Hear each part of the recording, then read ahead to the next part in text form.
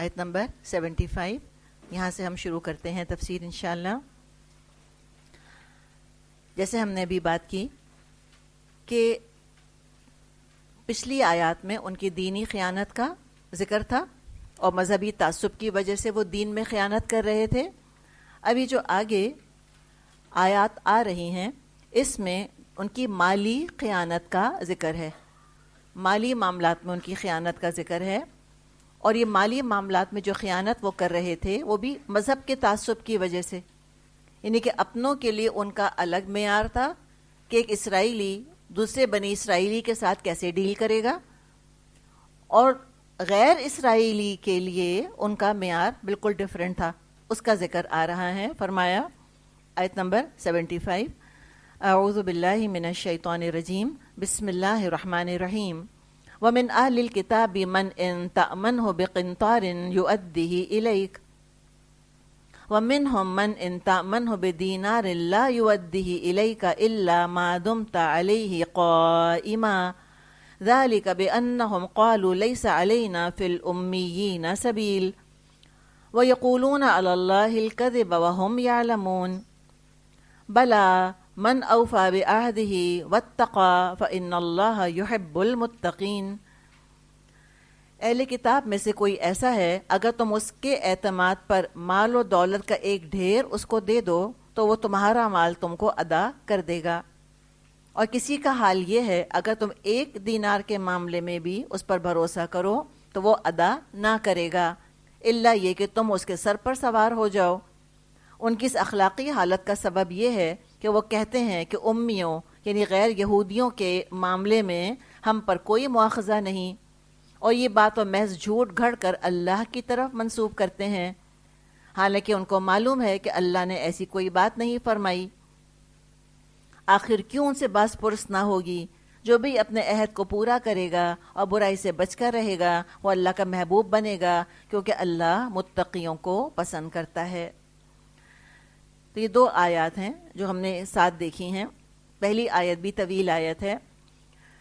تو بات جو یہاں کی جا رہی ہے اس کو ذرا سا ہم اب اینالائز کرنا شروع کرتے ہیں. پہلی بات تو یہ کہ وہ من اہل الکتاب میں اللہ نے فرمایا کہ اہل کتاب میں سے ایک گروہ ایسا ہے اور ایک گروہ ایسا ہے. تو یہ اللہ کا انصاف کہ اللہ نے سب کو برابر کا برا ڈکلیئر نہیں کر دیا. اس میں میرے اور آپ کی سیکھنے کے لیے کیا بات ہے کہ ہمیں جب کسی پر غصہ آتا ہے تو ہمارا کیا رویہ ہوتا ہے؟ بتائیے جی.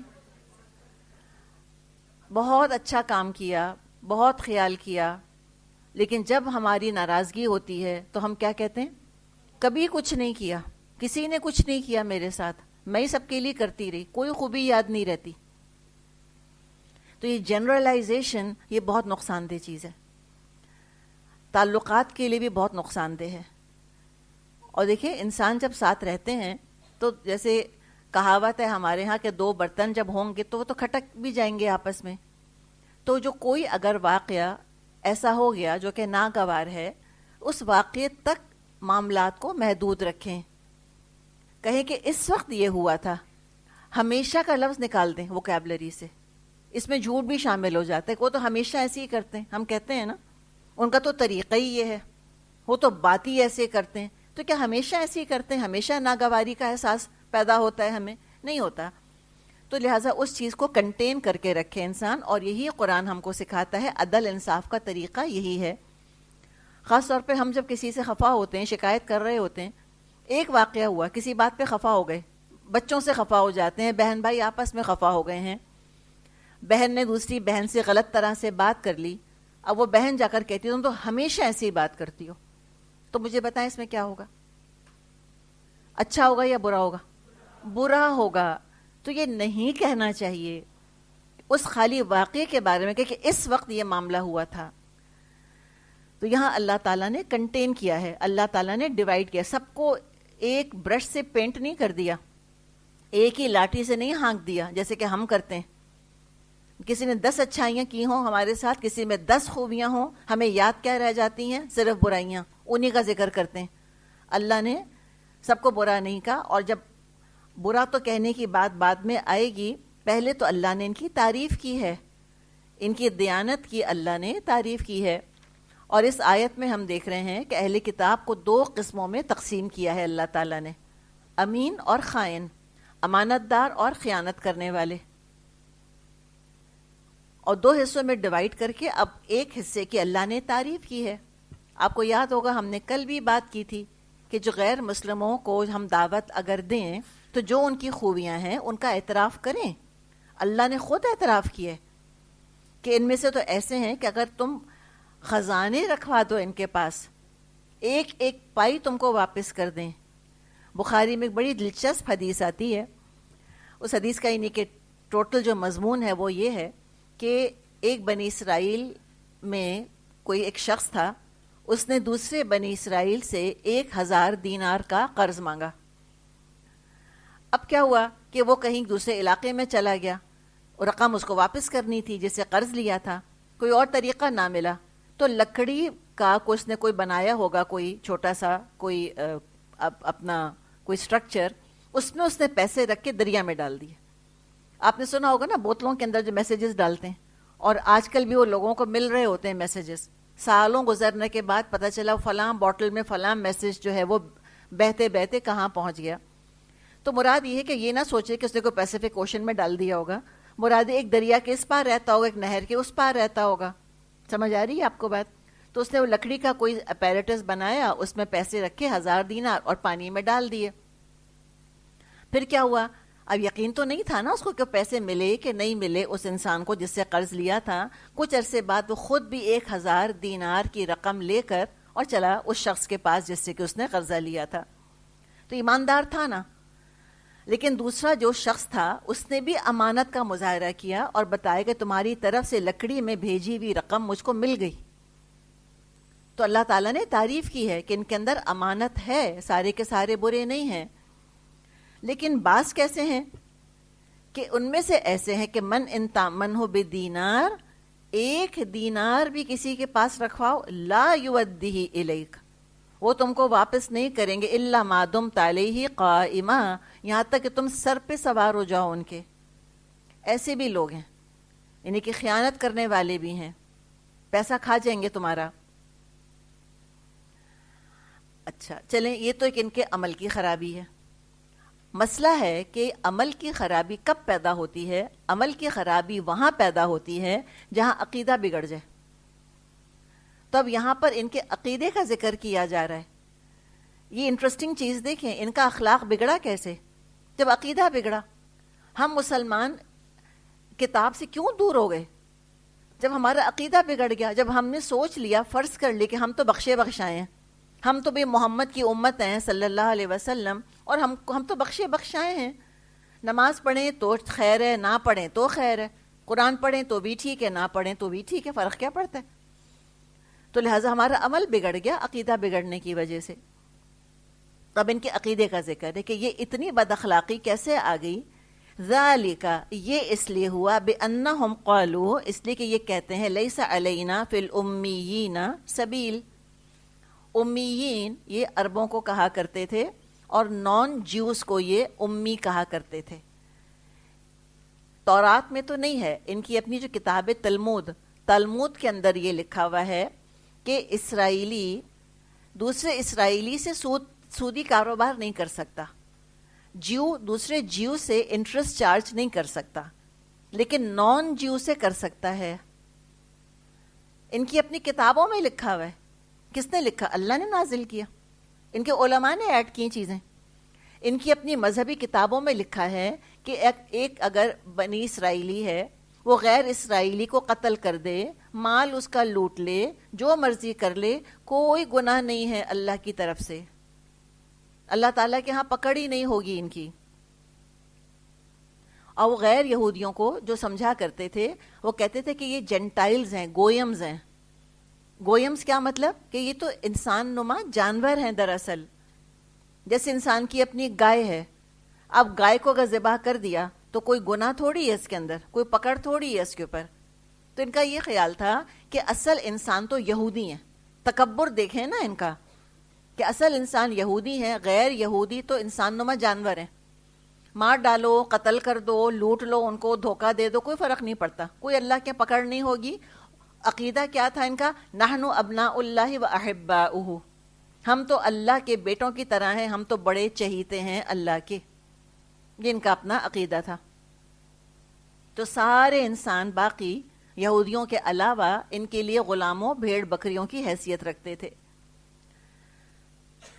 تو کہتے تھے کوئی بات نہیں، لوٹ لیا ان کو تو کیا ہوا، اور اللہ پر یہ جھوٹ لگا دیا کہ اللہ نے ہم کو اجازت دی ہے کہ ہم دھوکہ فریب کر سکتے ہیں باقی سارے انسانوں سے۔ اللہ کو غصہ آ رہا ہے، وَيَقُولُونَ عَلَى اللَّهِ الْكَذِبَ، کہ اللہ پر جھوٹ گھڑ رہے ہیں، وَهُمْ يَعْلَمُونَ، اور ان کو پتہ ہے۔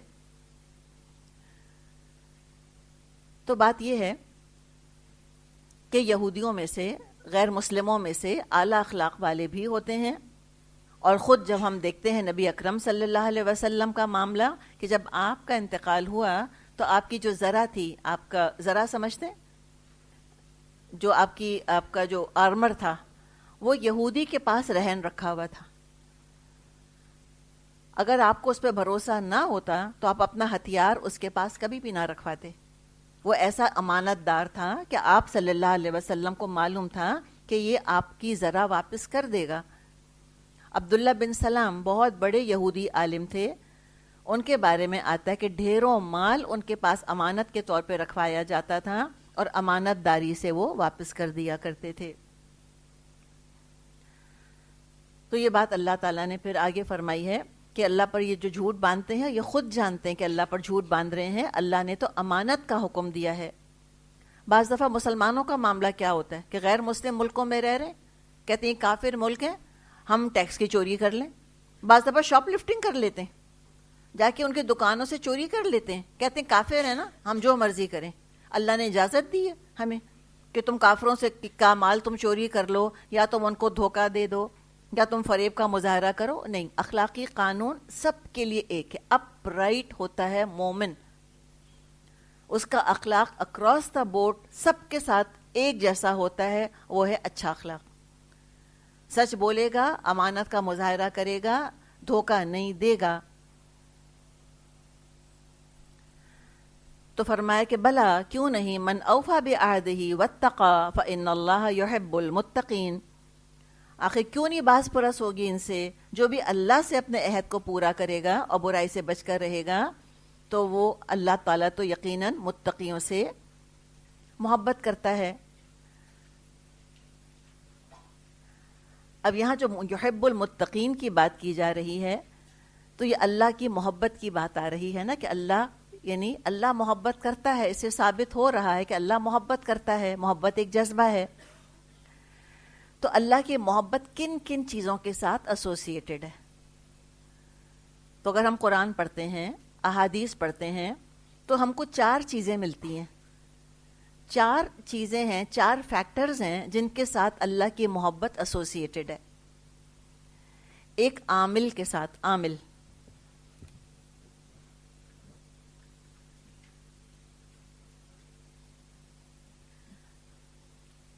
یہ 4 چیزیں ہیں جن کے ساتھ ہمیں اللہ کی محبت کا ذکر ملتا ہے۔ عامل یعنی کہ جیسے کہ اللہ نے سورہ بقرہ ہی میں فرمایا ہے آیت 195 میں کہ وَأَحْسِنُوا إِنَّ اللَّهَ يُحِبُّ الْمُحْسِنِينَ، اللہ کو تو تم احسان کا رویہ اختیار کرو، اللہ کو تو محسنوں سے محبت کرتا ہے۔ یعنی کہ عامل ہے نا، انسان کس پر کیا عمل کر رہا ہے؟ احسان کا عمل کر رہا ہے، تو احسان پر عمل کرنے والا محسن ہے، اللہ کو محسنوں سے محبت ہے۔ قرآن میں یہ بھی آتا ہے کہ اللہ، جیسے یہاں پر آیا کہ ان اللہ فإن اللہ یحب المتقین، جو تقوی والے ہیں اللہ تو تقوی والوں سے محبت کرتا ہے۔ پھر بعض اعمال اللہ کو بہت محبوب ہیں، جیسے بخاری میں حدیث ہے کہ احب الاعمال الی اللہ الصلاۃ علی وقتہا، کہ سب سے زیادہ جو اعمال اللہ کو محبوب ہیں ان میں سے کون سا عمل ہے؟ نماز کو اس کے وقت پہ پڑھ لینا، اول وقت نماز پڑھنا۔ یہ جو بھی ہم میں سے دینداری کا دعویٰ کرتا ہے وہ اپنی نماز کے اوقات کو دیکھ لے، تو اللہ کو بہت محبوب ہے۔ اب یہ کیا چیز آ گئی؟ عامل تو کون ہو گیا؟ محسن۔ عمل کون سا پسند ہے اللہ کو؟ نماز اس کے وقت پہ پڑھنا. اچھا پھر کیا لکھا ہے ہم نے؟ جگہ.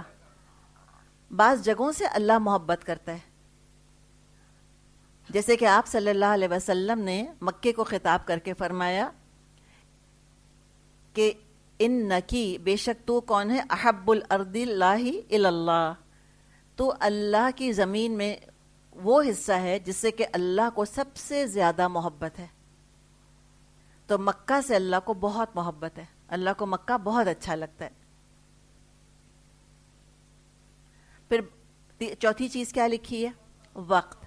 بعض ایام ایسے ہیں جن سے کہ اللہ محبت کرتا ہے، بعض دن ایسے ہیں جو اللہ کو بہت محبوب ہیں. جیسے بخاری میں حدیث ہے، ما من ایام العمل الصالح فیہن احب الی اللہ من هذه الایام العشر. ایام عشر کون سے ہیں یہ؟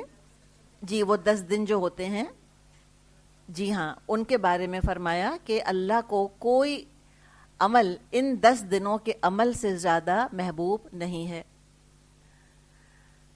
تو یہ کچھ ایام بھی ہیں جو کہ اللہ کو بہت پسند ہیں، اللہ کو بہت زیادہ محبوب ہیں.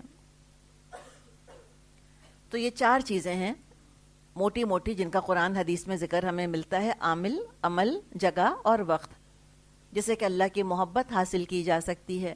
تو جو اللہ کی محبت حاصل کرنا چاہتا ہے وہ کیسا عامل بنے گا؟ محسن بنے گا. کیا عمل کرے گا؟ وقت آتے ہی نماز پڑھ لے گا. اور اس کو کس جگہ سے محبت ہوگی؟ جو اللہ سے محبت کرتے ہیں ان کو مکہ سے محبت ہوگی، اور ان دنوں سے محبت ہوگی، ان دنوں میں نیک کام کرے گا جو دن اللہ کو بہت اچھے لگتے ہیں.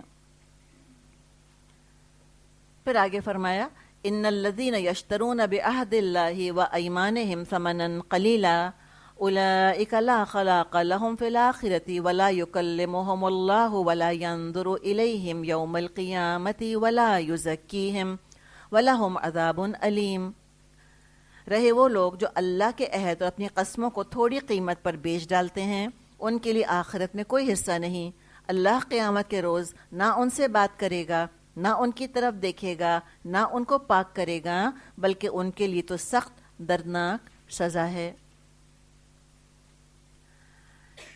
اس کے بارے میں بخاری میں حدیث آتی ہے عبداللہ بن اوفا رضی اللہ عنہ سے کہ ایک شخص نے بازار میں سامان لا کے رکھ دیا اور پھر قسم کھائی کہ میں نے یہ سامان اتنے پیسوں میں خریدا ہے، حالانکہ اس نے اتنے پیسے اس کے نہیں دیے تھے. یہ ہوتا ہے ہمارے یہاں بازاروں میں. آپ جائیں اگر اور کہیں کہ بھئی یہ کپڑا، وہ کہہ رہے ہیں کہ بھئی یہ کپڑا، مثال کے طور پہ دکاندار کہہ رہا ہے کہ 100 روپے میٹر، اور ہم کہیں کہ نہیں تم مجھ کو 90 روپے میٹر دو، تو وہ کیا کہتے ہیں؟ بعض دفعہ کہتے ہیں باجی اللہ کی قسم اتنے کی تو خرید بھی نہیں ہے، کہتے ہیں نا. تو یہ ان کا ذکر ہے، جھوٹ بول کے، جھوٹی قسم کھا کے 4 پیسوں کے لیے اللہ کا نام لیا، اور جھوٹی قسم اللہ کے نام پر کھائی 5 روپے کے لیے، 10 روپے کے لیے. یہ ان کا ذکر ہے. بخاری کی حدیث ہے، آپ صلی اللہ علیہ وسلم نے فرمایا، جس شخص نے پکی قسم کھائی تاکہ اس کے ساتھ کسی مسلمان کا مال حاصل کر لے، تو وہ اللہ سے اس حال میں ملے گا کہ اللہ اس پر سخت غصے ہوگا. اور جھوٹی قسم کھا کر سودا بیچنے والے شخص سے اللہ نہ کلام کرے گا، نہ اس کی طرف دیکھے گا، نہ اس کو پاک کرے گا. اتنی اللہ تعالیٰ نے سختی کے ساتھ ہم کو کاروبار کے معاملات میں امانت داری اور ایمانداری کی تلقین کی ہے. تو تھوڑی سی قیمت کے بدلے، چند ٹکوں کے عوض وہ اللہ کا عہد بیچ دیتے ہیں، اور ہم مسلمان ہوتے ہوئے ہم دھوکہ دہی کریں.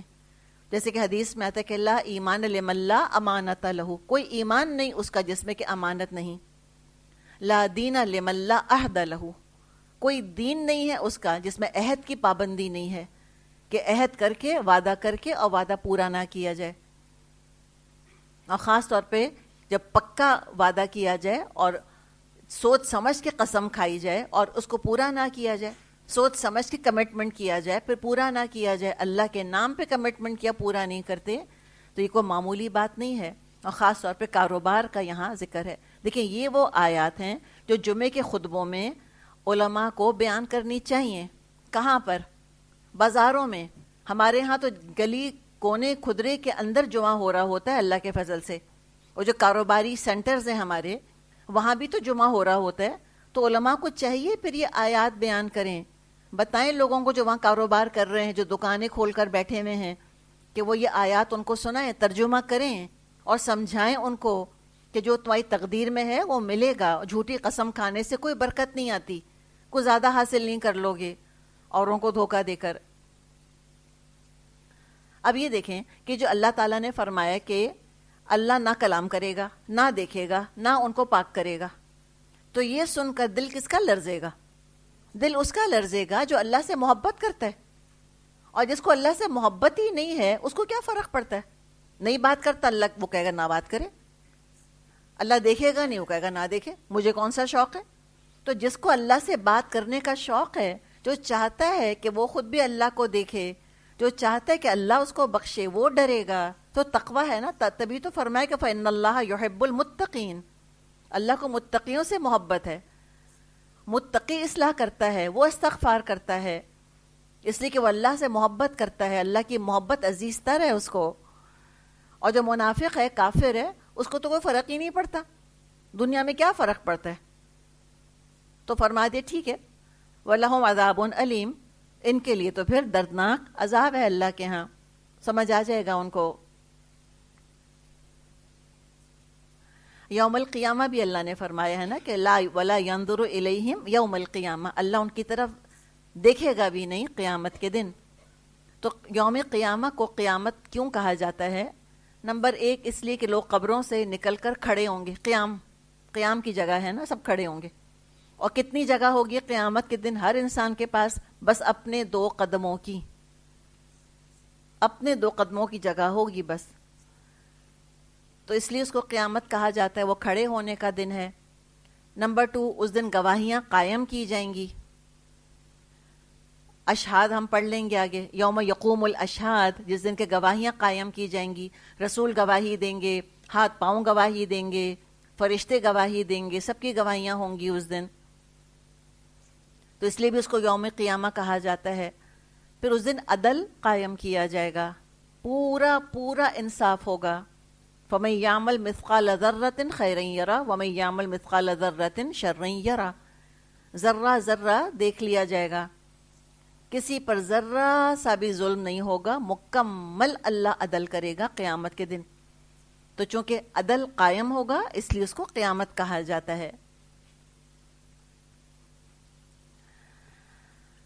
اگلی آیت ہے آیت نمبر 78, فرمایا وَإِنَّ مِنْهُمْ لَفَرِيقًا يَلْوُونَ أَلْسِنَتَهُمْ بِالْكِتَابِ لِتَحْسَبُوهُ مِنَ الْكِتَابِ وَمَا هُوَ مِنَ الْكِتَابِ وَيَقُولُونَ هُوَ مِنْ عِنْدِ اللَّهِ وَمَا هُوَ مِنْ عِنْدِ اللَّهِ وَيَقُولُونَ عَلَى اللَّهِ الْكَذِبَ وَهُمْ يَعْلَمُونَ. ان میں کچھ لوگ ایسے ہیں جو کتاب پڑھتے ہوئے اس طرح زبان کا الٹ پھیر کرتے ہیں کہ تم سمجھو کہ وہ جو کچھ پڑھ رہے ہیں کتاب کی عبارت ہے, حالانکہ وہ کتاب کی عبارت نہیں ہوتی. وہ کہتے ہیں جو کچھ ہم پڑھ رہے ہیں اللہ کی طرف سے ہے, حالانکہ وہ اللہ کی طرف سے نہیں ہوتا. وہ جان بوجھ کر جھوٹ بات اللہ کی طرف منسوب کر دیتے ہیں. تو یہاں پر بیسکلی یہ اہل کتاب کی ہیلا سازی اور فتویٰ فروشی اور تحریف کی عادت کا بیان کیا جا رہا ہے کہ کیسے کیسے فتوے بنا کر بیچے ہیں انہوں نے, کیسے کیسے انہوں نے چینجز کر دیے ہیں اللہ کی کتاب میں, کیسے کیسے بہانے بازیاں انہوں نے لوپ ہولز نکالے ہیں اللہ کے احکامات میں سے. تو یہ تو ان کی پرانی عادت ہے, ہم تو جانتے ہیں, سورہ بقرہ سے جان رہے ہیں ہم ان کو, یہودیوں کو. حتہ تو کہا نہیں جاتا تھا ان سے, ایک لفظ حتہ نہیں بول سکتے تھے, اس میں تحریف کر دی. نبی اکرم صلی اللہ علیہ وسلم کے پاس آ کر ادب اور تمیز سے راعینہ نہیں کہہ سکتے تھے کہ ہماری رعایت کیجیے, اس میں زبان کو لچکا کے راعینہ بنا دیتے تھے, اے ہمارے چرواہے سن تو بہرا ہو جائے. یہ تو ان کی پرانی عادت ہے. تو لفظی اور مانوی ہر طرح کی تحریفیں انہوں نے کی تاکہ لوگ کیا سمجھیں, تم سمجھو کہ یہ تو اللہ کی کتاب میں لکھا ہے, یہ فتویٰ فروشی کی باتیں کی جا رہی ہیں, فتوے بیچنا, نعوذ باللہ. اور اللہ فرما رہے وہ نہیں لکھا ہوتا کتاب میں، شریعت میں نہیں موجود ہوتا۔ ایک اور بات ہم اس یہاں پر اپنے لیے کم از کم ہم تھوڑے سے محتاط ہو جائیں۔ بعض دفعہ ہم تفاسیر سنتے ہیں، جیسے آپ سن رہی ہیں، بعض دفعہ ہم تفاسیر پڑھتے ہیں، ہم کسی سے بات کر رہے ہوتے ہیں، ہم کہتے ہیں قرآن میں یہ لکھا ہوا ہے۔ بہت محتاط ہوں، اگر قرآن میں لکھا ہے تو کہیں قرآن میں لکھا ہے، اپنی آنکھوں سے پڑھا ہے، آپ کو آیت نمبر پتہ ہونی چاہیے۔ بعض دفعہ تفاسیر پڑھ کے ہم کہتے ہیں قرآن میں لکھا ہے، وہ تفسیر میں لکھا ہے، کوئی ضروری نہیں کہ قرآن کے وہ الفاظ ہوں۔ تو اس میں بہت احتیاط کی ضرورت ہے۔ پھر وہ کہتے ہیں یہ اللہ کی طرف سے ہے، حالانکہ وہ اللہ کی طرف سے نہیں ہوتا، اپنی طرف سے احکامات بنا لیتے ہیں۔ مثلا کیا کہا انہوں نے، اللہ پر کیا جھوٹ گھڑا انہوں نے، وَيَقُولُونَ عَلَى اللَّهِ الْكَذِبَ وَهُمْ يَعْلَمُونَ، اور اللہ پر جھوٹ گھڑ رہے ہوتے ہیں۔ آل عمران ہی میں ہم پڑھ لیں گے آیت نمبر 181 میں انہوں نے کیا جھوٹ گھڑا تھا اللہ پر۔ یہودیوں کے علماء کی جرتیں تو دیکھیں نا، انہوں نے کہا تھا کہ ان اللہ فقیر، بے شک اللہ فقیر ہو گیا، وَنَحْنُ أَغْنِيَاء، یہ بھی کہا ساتھ کہ ہم ہیں غنی۔ اور کیا کہا، ید اللہ المغلولہ، اللہ کے دونوں ہاتھ بند گئے ہیں، اللہ کا تو ہاتھ بند گیا۔ کیوں؟ یہ ان کو تو ملنا بند ہو گیا تھا نا، ان کی تو شامت آ رہی تھی، نبوت ان کے پاس نہیں رہی تھی، عزت ثروت ان کے پاس نہیں رہی تھی، تو کہنے لگے کہ اللہ جو ہم کو نعمتیں نہیں دے رہا اس لیے کہ اللہ فقیر ہو گیا، ہم سے مانگتا ہے الٹا کہ قرض دو مجھ کو، اللہ کے ہاتھ بند گئے ہیں۔ ان کی جرت دیکھیں ذرا، اور ان کی کہانیاں اگر سنیں تو ہم حیران ہو جائیں۔ یعقوب علیہ السلام، ہم نے کہا نا کہ اسرائیل لقب تھا ان کا، یعقوب علیہ السلام کا لقب اسرائیل تھا، یعنی اللہ کا بندہ۔ یہ اسرائیل کا مطلب کیا کرتے ہیں آپ کو معلوم ہے؟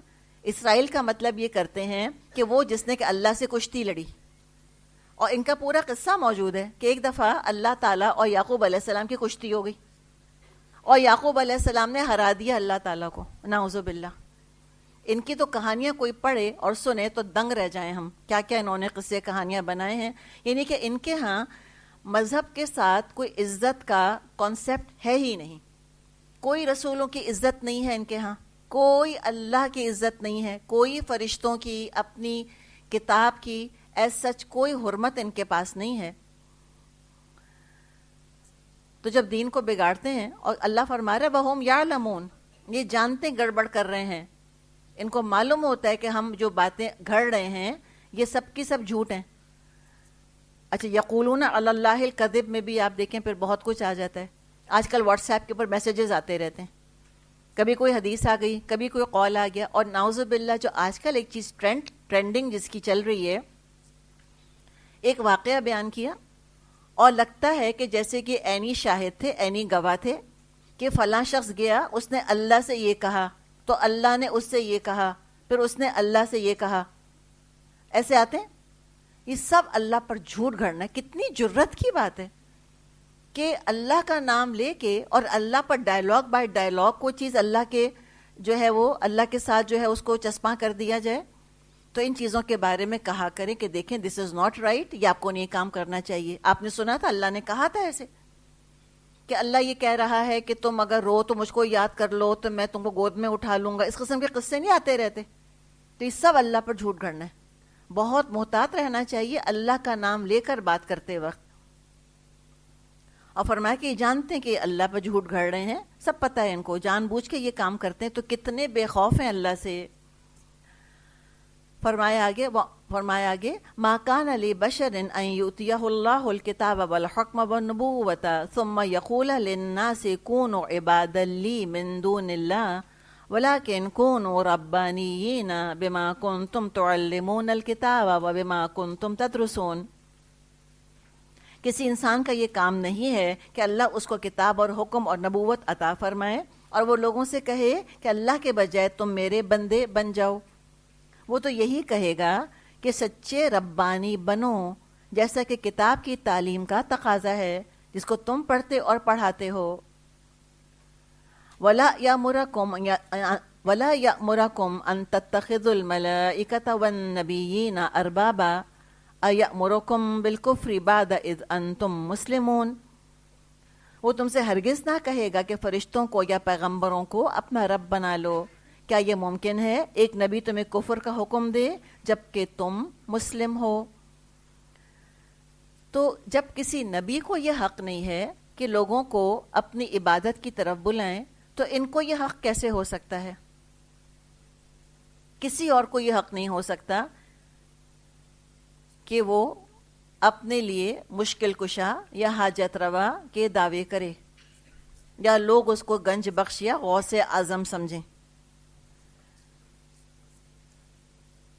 کیا کہا گیا کہ کوئی نبی ایسا نہیں ہو سکتا کہ وہ آ کر لوگوں سے کہے کہ کونو عباد لی من دون اللہ، کہ تم میرے بندے بن جاؤ اللہ کو چھوڑ کر۔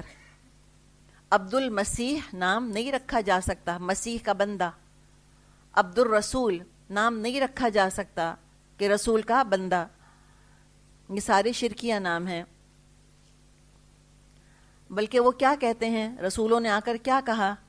وَلَكِنْ كُونُوا رَبَّانِيِّينَ، بلکہ تم تو ربانی بن جاؤ، اس لیے کہ تم تو کتاب کی تعلیم پڑھنے پڑھانے کے کام میں لگے ہوئے ہو اور تم ایک دوسرے کو سکھاتے ہو۔ کتاب کی تعلیم کا تقاضا ہے کہ اللہ والے بنو۔ یہ تو خاص اب میری اور آپ کی بات کی جا رہی ہے کہ تم ربانی بن جاؤ، اللہ والے بن جاؤ۔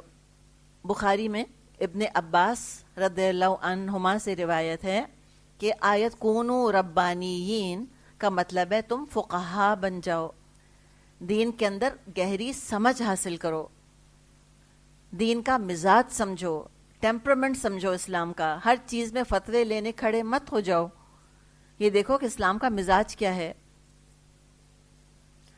شاہ عبد القادر لکھتے ہیں خلاصہ یہ ہے کہ اہل کتاب سے کہا جا رہا ہے کہ تم میں دینداری تھی اور پہلے تھی، تم اپنی کتاب کا حقیقی علم حاصل کرتے تھے، اب تمہاری کتاب میں تو تحریف یعنی کہ ہو گئی ہے، اب تم کتاب کا علم حاصل کرو تب بھی ہدایت نہیں پاؤ گے۔ تو اگر تم اصل میں اللہ والے بننا چاہتے ہو تو نبی اکرم صلی اللہ علیہ وسلم کی صحبت اختیار کرو اور قرآن سیکھنے سکھانے کی طرف توجہ کو مبذول کر لو۔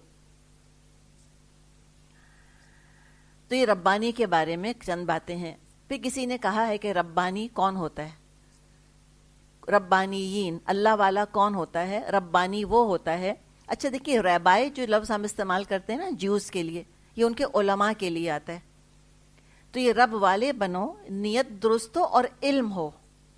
ربانی کا تعلق علم سے ہے، حقیقی علم سے، دین کے علم سے تعلق ہے کہ صحیح نیت کے ساتھ تم دین کا علم حاصل کرو۔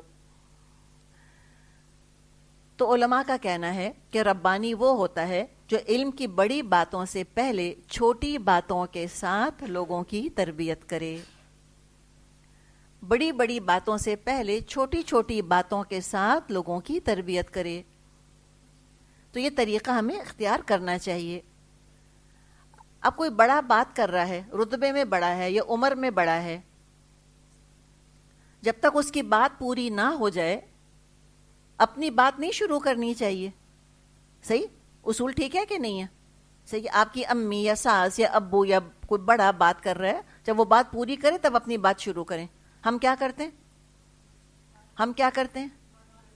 بات کاٹ دیتے ہیں۔ ابھی ترجمہ پورا پڑھا نہیں ہوتا تو کیا ہوتا ہے؟ جلدی سے آپ آگے سے شروع کر دیتے ہیں۔ تب اگر ربانی ہمیں بننا ہے ہمیں چھوٹی چھوٹی باتوں کا خیال رکھنا ہوگا، ٹھیک ہے؟ پھر یہ بھی کہتے ہیں علماء کہ کچھ لوگ معلم تو ہوتے ہیں۔ اب دیکھیں ہم نے کس کو جوڑا ہے؟ ربانی کو علم سے جوڑا ہے نا۔ تو وہ کچھ کہتے ہیں کہ کچھ لوگ معلم ہوتے ہیں، ٹیچر ہوتے ہیں، لیکن ربانی نہیں ہوتے۔ ہر ٹیچر ربانی نہیں ہوتا۔ ٹیچرز ہیں اپنی جگہ ڈیفینیٹلی، لیکن وہ ربانی کے لیول کے نہیں ہیں۔ کیوں؟ اس لیے کہ ان کا اپنا علم ایک تو بہت محدود ہے۔ علم کا اصل فائدہ کیا ہوتا ہے؟ اصل نتیجہ کیا ہونا چاہیے علم کا؟ کہ عمل بہتر ہو اور علم حاصل کرنے کے آداب انسان سیکھے۔ جو علم حاصل کرنے کا ادب سکھائے وہ نہ صرف معلم ہے بلکہ کیسا معلم ہے وہ ربانی والی چیز ہے۔ چھوٹی چھوٹی باتوں میں تربیت کرنا، چھوٹی چھوٹی باتوں کا علم دینا۔ اور وہ اپنی تفسیروں میں لکھتے ہیں کہ اگر کوئی استاد اپنے شاگردوں کے دماغوں کو علم سے بھرتا رہتا ہے، ٹھیک ہے، علم تو دے دیا، حدیث یہ ہے، فلاں کوٹیشن، اس کا گرامیٹیکل انالیسز ایسا ہے، اس کو یہ کہتے ہیں، یہ سارا علم تو دماغوں میں علم تو بھرتا رہتا ہے، مگر ان کی تربیت نہیں کرتا، ان کے اخلاق، اعمال اور عبادات کی تربیت نہیں کرتا، تو ایسا علم، ایسی تعلیم انتہائی ناقص ہے، انکمپلیٹ ہے۔ سمجھ آئی آپ کو بات؟ کہ علم سے تو بھر دیا دماغ کو، تعلیم تو ہے، تربیت نہیں ہے،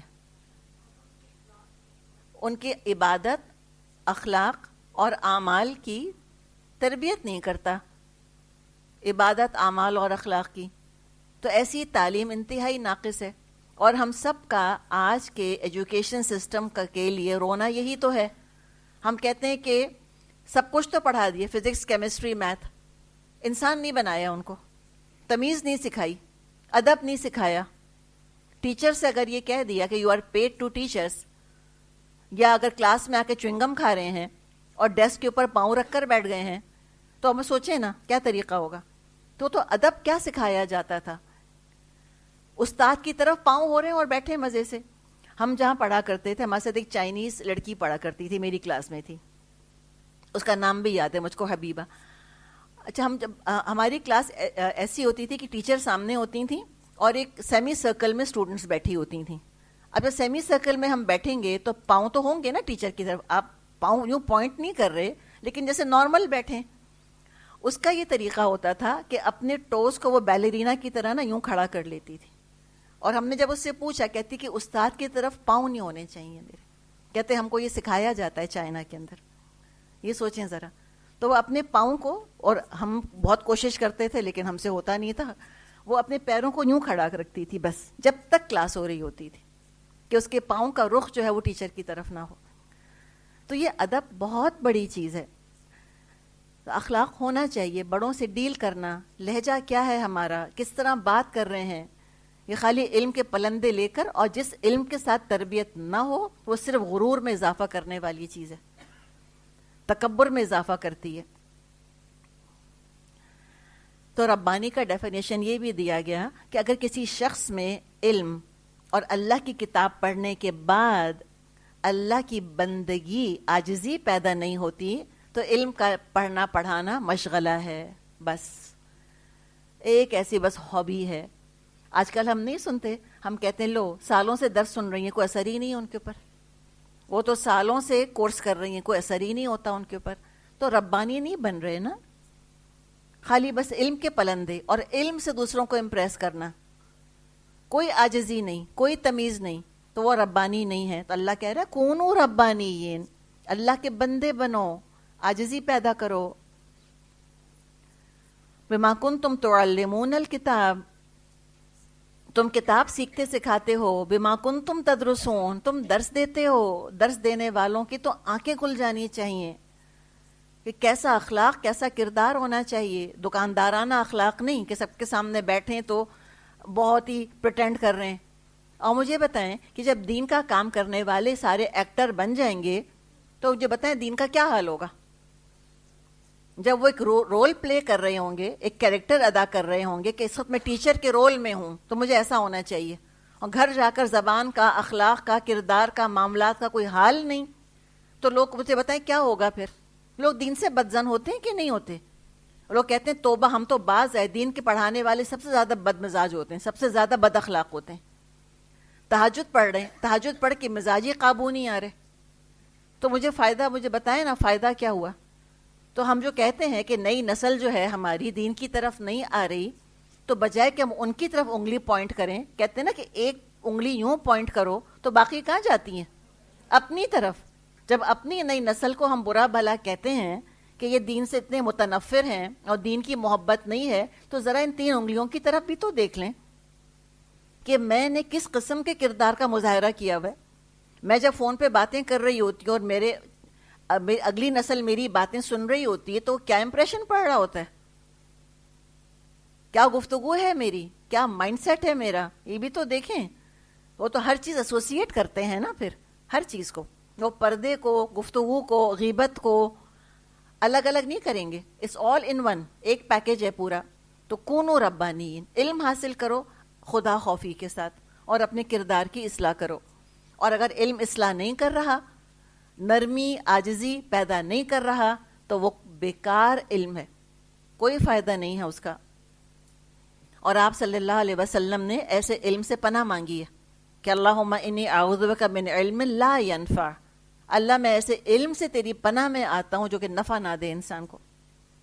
تو فرمایا کہ وہ تم کو ہرگز حکم نہیں دیں گے ولا یامرکم ان تتخذوا الملائکۃ والنبیین اربابا، وہ تم کو کبھی حکم نہیں دیں گے کہ تم فرشتوں کو یا نبیوں کو رب بنا لو.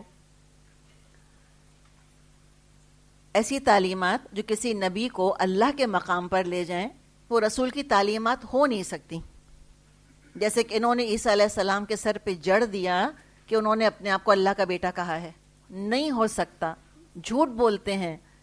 عیسیٰ علیہ السلام پہ جھوٹ گھڑا ہے انہوں نے. تو نصارہ نے تو عیسیٰ علیہ السلام کی تعظیم میں غلوف کر کے ان کو خدا بنا دیا، اور مشرکین مکہ نے فرشتوں کو اللہ کی بیٹیاں قرار دے کر ان کے بت بنا لیے اور ان کی پوجا پاٹ شروع کر دی. فرمائے ایامرکم بالکفر بعد اذ انتم مسلمون، کیا تم کو کفر کا حکم دیں گے اس کے بعد کہ تم مسلم ہو چکے ہو، فرما بردار ہو گئے ہو؟ یہ نہیں ہو سکتا. اس میں ہم کو حدیث ایک ملتی ہے، ام حبیبہ اور ام سلمہ رضی اللہ عنہما نے حبشہ میں ایک گرجا دیکھا تھا. آپ کو پتہ ہے نا مسلمانوں کی ایک ہجرت حبشہ کی طرف ہوئی تھی، ایتھوپیا کی طرف. وہ تو کرسچن ملک تھا، وہاں پہ ان کے چرچز بنے ہوئے تھے. تو انہوں نے ام سلمہ اور ام حبیبہ نے وہاں پر ایک چرچ دیکھا، اس میں تصویریں تھیں. پھر جب وہ واپس جب مدینے آ گئیں یہ خواتین، انہوں نے بتایا کہ بھئی ہم نے وہاں پہ چرچز کے اندر تصویریں دیکھی ہیں. تو پھر اس پہ آپ صلی اللہ علیہ وسلم نے فرمایا کہ ان لوگوں کا حال یہ تھا کہ جب کوئی نیک آدمی فوت ہو جاتا وہ لوگ اس کی قبر پر مسجد بنا لیتے اور اس میں یہ تصویریں بنا لیتے. قیامت کے دن اللہ کے ہاں ساری مخلوق سے بدتر وہ ہوں گے کہ جو انبیاء کی قبروں کو یا نیک لوگوں کی قبروں کو سجدے کی جگہ بنا لیں اور جا جا کے قبروں پہ سجدے کریں. تو ہمارے یہاں آپ دیکھیں مزار پرستی، حال تو دیکھیں ہمارے ہاں. تو یہ جو مر گئے جن کی قبریں بنی ہیں، کیا انہوں نے کہا تھا ہماری قبروں کو پوجنا اور آ کے ہماری قبروں کو سجدے کرنا؟ کوئی اللہ والا یہ نہیں کہہ سکتا. کوئی کفر کا حکم نہیں دے گا اس کے بعد کہ تم مسلمان ہو. چلیے کوئی سوال آپ کو پوچھنا ہے، کوئی چیز اگر کلیئر نہیں ہوئی ورنہ ہم تلاوت سنتے. جی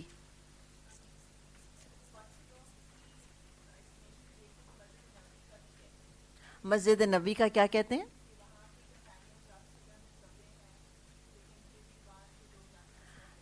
جی ہاں، اچھا دیکھیں مسجد نبوی کا اگر یہ پوچھ رہی ہیں کہ لوگ کہتے ہیں کہ مسجد نبوی میں نبی اکرم صلی اللہ علیہ وسلم کی قبر ہے اور لوگ جا کے مسجد نبوی میں نماز پڑھ رہے ہیں، تو کیا یہ اسی کیٹیگری میں آئے گا؟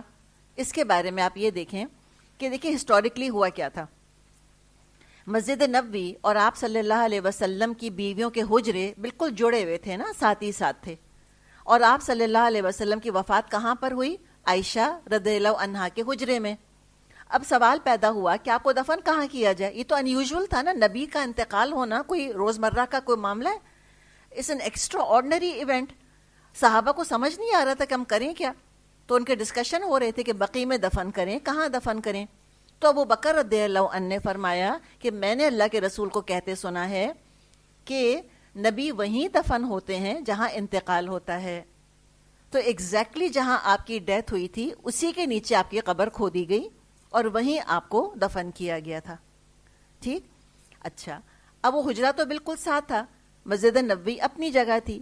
پھر کیا ہوا کہ مسلمانوں کی تعداد بڑھنی شروع ہوئی خلیفاؤں کے دور میں، تو مسجد نبوی کا ایکسپینشن شروع ہوا. اب ایکسپینشن ہوتے ہوتے ایک طرف تو ہوا، لیکن اس طرف ایکسپینشن ہو نہیں سکتا تھا، حجرے تھے. تو پھر اموی خلیفاؤں میں سے کسی نے کہا کہ ہم ان حجروں کو مسجد میں شامل کر لیتے ہیں. اب جب وہ حجرے شامل ہوئے تو پھر وہ قبریں آٹومیٹک قبر آ گئی بیچ میں، حضرت ابو بکر کی، حضرت عمر کی رضی اللہ عنہما، اور خود آپ نبی اکرم صلی اللہ علیہ وسلم کی. تو لہٰذا آپ یہ دیکھیں کہ کیا لوگ اس کو قبلہ بنا کر سجدہ کرتے ہیں؟ قبر کو؟ وہ کیا قبلے کی ڈائریکشن میں قبر ہے کہ کوئی اشکال ہو جائے کہ اچھا ہم قبلے کی طرف رخ تو کر رہے ہیں لیکن قبر بھی سامنے آ رہی ہے؟ نہیں، قبر بالکل ایک طرف ہے اور قبلہ دوسری طرف ہے. ٹھیک ہے. اس کے علاوہ وہ جتنا بھی اہتمام کر سکتے تھے انہوں نے کیا ہے کہ کس طرح سے وہ ان کی ڈائریکشنز کو ایسا رکھیں کہ انہوں نے تکون ایسا بنایا ہوا ہے. اندر ہمیں تو نظر نہیں آتا، آپ کو پتہ ہے نا، اندر تو دیوار در دیوار در دیوار ہے اور وہ لیول بھی نہیں ہے، بلکہ وہ قبریں بہت نیچے ہیں. قبریں بہت نیچے ہیں. ہم تو بہت اوپر کھڑے ہو کے سلام پڑھتے ہیں. جو جالیاں ہمیں نظر آتی ہیں اس کے سامنے قبریں نہیں ہیں، وہ تو کئی سٹیپس اتر کے آپ کو اندر جانا ہوتا ہے. اور وہ جہاں قبر ہے نبی اکرم صلی اللہ علیہ وسلم کی، وہاں 1000 سال سے کوئی داخل نہیں ہوا ہے. انہوں نے اس کو بالکل کانکریٹ ڈال کر سیل کر دیا چاروں طرف سے، اور وہ بہت نیچے ہیں وہ قبریں. تو اول تو ظاہر جب وہ نیچے ہیں تو سجدہ ہو نہیں سکتا اس کو، وہ قبر لیول تو نہیں ہے آبویسلی. اور دوسرے یہ ہے کہ وہ بائی چانس ایسا ہو گیا، یعنی کہ کوئی ڈیلیبریٹ نہیں کہا تھا مسلمانوں نے کہ اچھا مسجد آلریڈی موجود تھی. دیکھیں مسجد نبوی موجود تھی نا، اور پھر آپ کا انتقال وہاں پر ہو گیا. یہ کس چیز کو منع کیا جا رہا ہے کہ کسی شخص کا انتقال ہو اور انتقال ہونے کے بعد اس جگہ مسجد بنا دی جائے اور لوگ جا کے قبر کو سجدہ کریں. کبھی جا کے دیکھیں عبداللہ شاہ غازی کے مزار پہ کیا ہو رہا ہے؟ کبھی گئے ہیں آپ؟ کبھی جا کے دیکھیں، صرف دیکھنے کو، عبرت کے لیے جائیں کہ وہاں پر کیا ہو رہا ہے. وہاں پر سب سے پہلے ہم اب جائیں تو لڈو رکھے ہوتے ہیں. وہ کہتے ہیں یہ منت کا لڈو ہے، آپ 5 روپے دیں اور لڈو اٹھائیں تو کیا ہوگا؟ منت پوری ہوگی. کہ نعوذ باللہ لڈو نہ ہوا خدا ہو گیا وہ تو، کہ اس کو لے لیا اگر تو وہ منت پوری کر دے گا. پھر بڑی سی قبر بنائی ہوئی ہے اور باقاعدہ لوگ اپنی پیشانیاں رگڑ رہے ہوتے ہیں، وہاں پہ سجدے کر رہے ہوتے ہیں. تو یہ سجدہ گاہ اس کو کہتے ہیں کہ ڈائریکٹ قبر کو سجدہ کیا جائے. ورنہ ایسے تو آپ کو بہت مثالیں ملیں گی کہ ایک مسجد ہے، اس کے ساتھ ایک چھوٹا سا قبرستان ہے. یہ عام طور پہ ملے گا ہم کو، اور مسلمان ملکوں میں تو یہ بہت ہوتا ہے. تو اس کو ہم یہ نہیں کہیں گے کہ انہوں نے کسی نبی کی قبر کو سجدہ گاہ بنا لیا یا نبی کی قبر کو مسجد بنا لیا. اور یہ جاہل مسلمان کرتے ہیں، وہ جا کے بعض دفعہ قبر کی طرف رخ کر کے دعائیں کر رہے ہوتے ہیں. تو وہاں پہ شرطے جو کھڑے ہوتے ہیں، اللہ تعالیٰ ان کے دل مضبوط کرے، وہ لوگوں کو ہٹا رہے ہوتے ہیں وہاں سے کہ بھئی یہ نہیں کرو، قبلہ اس طرف ہے، نماز اس طرف نہیں پڑھو، اس طرف رخ کر کے پڑھو. اور ریاض الجنہ کا آپ کو اندازہ ہے نا کہ ویسے قبر اس طرف ہے لیفٹ پہ، ریاض الجنہ عورتوں کا سیکشن رائٹ سائڈ پر آتے ہیں، اور ہم یوں ڈائریکشن میں نماز پڑھ رہے ہوتے ہیں. ہم ایسے تو نہیں نماز پڑھتے حجرے کی طرف کبھی بھی. سمجھ آئی آپ کو بات؟ تو یہ مسجد ایکچولی کیا مطلب ہے؟ سجدہ کرنے کی جگہ. مسجد کا لفظی مطلب کیا ہے؟ سجدہ کرنے کی جگہ. تو یہ ہے دراصل. اور ہمارے جو مزار پرستی ہے وہ تو باقاعدہ قبروں کو سجدے ہو رہے ہوتے ہیں.